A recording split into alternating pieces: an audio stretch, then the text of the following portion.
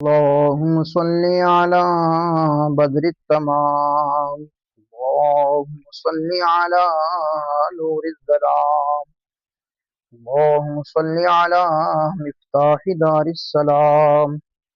اللهم صل على الشفيع في جميع الأنام. بسم اللہ. چلیے فاغسلوا وجوہکم.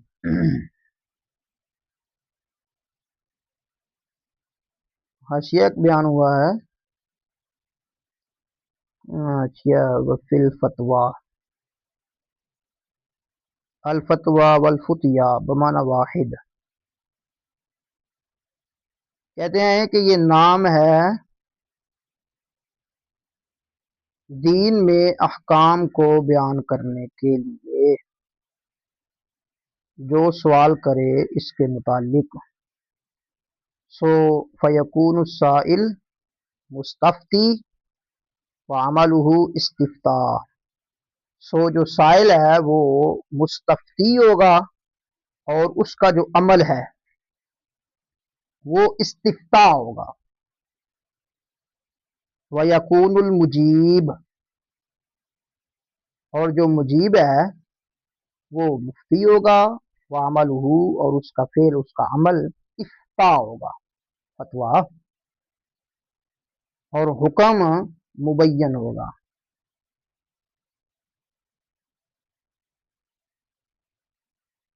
فتویٰ یا فتیا.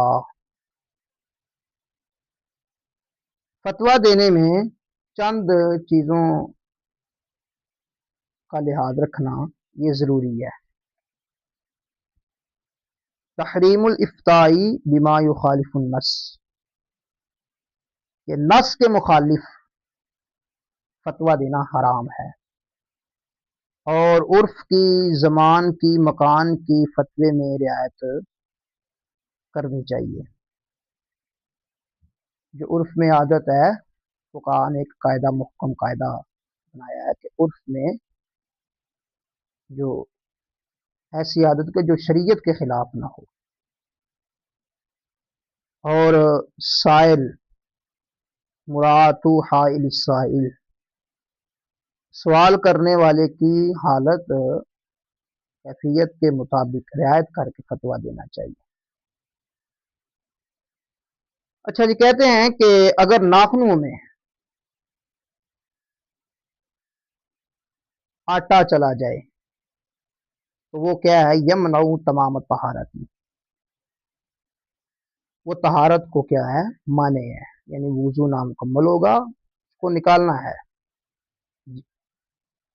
وہ ناخنوں میں آٹا چلا گیا نا، خشک ہو گیا، جم گیا اندر وچ، اور وسخ درد میل کچیل، ایک اندر سے میل بنتی ہے نا باہر سے، تو کہتا ہے لا یمنع. یہ میل کچیل جو ہے یہ وضو کو مانے نہیں ہے. پانی چلا جاتا ہے میل کچیل کے، لیکن آٹا جب ہو ناخنوں میں تو اس کو نکالنا ہے. اگر وہ ہے تو پھر وضو تمام نہیں ہوگا. اسی طرح مٹی لا یمنع، یہ بھی مانے نہیں ہے. اور خضاب جب تجسدہ، جب یہ متجسد ہو جائے، جسم بن جائے، تو یمنع یہ مانے ہوتا ہے. قضا فی ذخیرہ کی جسم. آگے مسئلہ یہ بیان کرتے ہیں کہ اگر کوئی وضو ایسی جگہ ہے کہ جو دھونا فرض ہے وضو میں، تو وہ چھالا نکل آتا ہے. چھالا جب نکلنا ہے تو ظاہر ہے کوئی ماس ابھرتا ہے، پانی گندا بن جاتا ہے نا، ابھرتا ہے وہ، تو پانی اس کے نیچے تک نہیں پہنچتا تو یہ مانے نہیں ہے. اگر پھٹ گیا ہے نا، مطلب اندر گندا پانی نکل گیا، پھر تو پانی چلا جائے گا، ٹھیک ہے. اگر ابھرا ہوا تو پھر اس کے اوپر سے پانی گزار. وَامْسَحُوا بِرُؤُوسِكُمْ الْمَسْحُ وَالْإِصَابَةُ. مسح کا معنی بیان کیا اصابت، یعنی ملانا. मस्काना, मस्करवा। फलौकाना शारुहु तवीलन, अगर बाल उसके लंबे हैं, वुजू करने वाले के बाल लंबे हैं, यमसाहु अलैहि, उसके ऊपर ही क्या करे, मसा कर ले। अगर बाल उसके कानों के नीचे से हैं, नीचे तक हैं, ला यजूज, फिर जायज नहीं है। मसलन एक तो सर के ऊपर जो बाल है, तो एक यहाँ पर बाल है, तो नीचे वाले बालों पर मसा करना कोई जरूरी नहीं है। जुल्फे रखी हुई बालों कानों के नीचे तक है, इनकान मिन फौकिहा, हाँ जी, जाजा।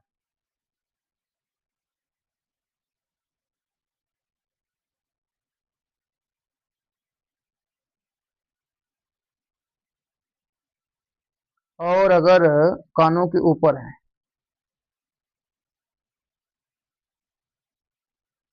तो फिर जायज है। और अगर कुछ बाल जो हैं वो मुड़वाए हुए हैं, महलूक हैं, बाल बाल उसके सर के कुछ बाल जो हैं वो गंजा है, आधे बाल हैं आधे आधे नहीं, मसहाला गैर महलूक जाजा,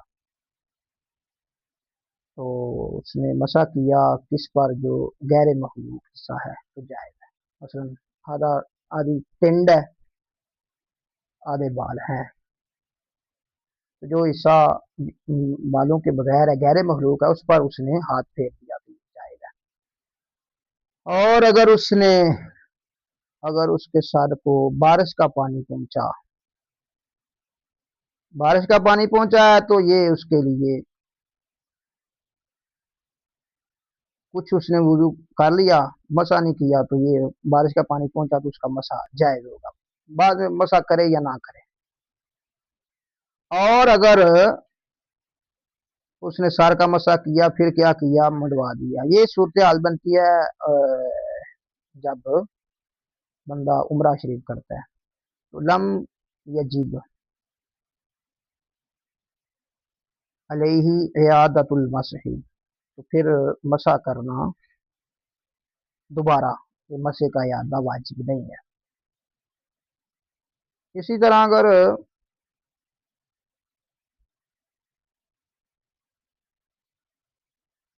उसने अपने सर का मसा किया ऐसे पानी के साथ कि उसने अपनी दाढ़ी से उसको लिया, दाढ़ी को निचोड़ के पानी काट लिया, तो लम ये जाए। क्यों, दलील क्या है, तो वो पानी मुस्तामल है। दाढ़ी से निचोड़ कर पानी को निकाल कर वो जो कर रहा है मसा, तो इससे मसा जायज नहीं है। इसी तरह उसने मसा किया फी कफी ही, कि जो उसके हाथ में तरी थी, उसको अगर उसने इस्तेमाल नहीं किया तो फिर जायज, अगर इस्तेमाल कर लिया फिर तो वो मुस्तामल हो गया। व अर्जुलकुम इलल काबैन,